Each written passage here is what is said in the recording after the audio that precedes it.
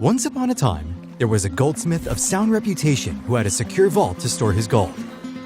One day, a fellow citizen asked the goldsmith if he could store his gold in the goldsmith's vault for safekeeping. The goldsmith agreed, and in return, gave the man a credit note as a receipt and wrote on it how much gold he had stored in the goldsmith's vault.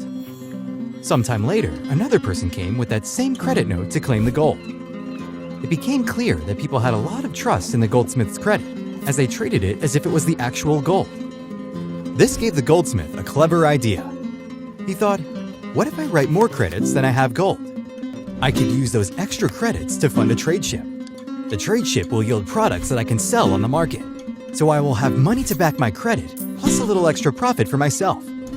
And that way, I will get rich without working for it. And just like that, banking as we know it was invented. The clever goldsmith became a banker and made a lot of money. He created even more credits and invested in even more companies, which created products that he sold on the market. When this extra credit came into circulation, prices of goods and services slowly went up. While the townspeople didn't like the rising prices, it meant more profit for the banker. But then, something happened. Some people came to take their gold out of the bank. But the banker did not have enough gold in the vault. He said, "Please come back later. I will have it next week." The people who previously believed that their gold was safe in the banker's vault started to lose their confidence. And when all confidence was gone, a bank run happened. They took up torches and pitchforks, went to the bank, and demanded that the banker give them all their gold immediately. But to their horror, they saw that the bank vault was empty. The mob became enraged and threw the banker in the dungeon until he had repaid all of his debts.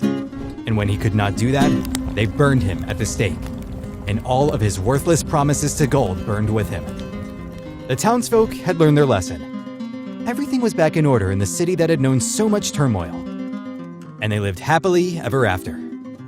Until one day, years later, a clever goldsmith noticed that the people who stored their gold in his vault often left it in there for a long time.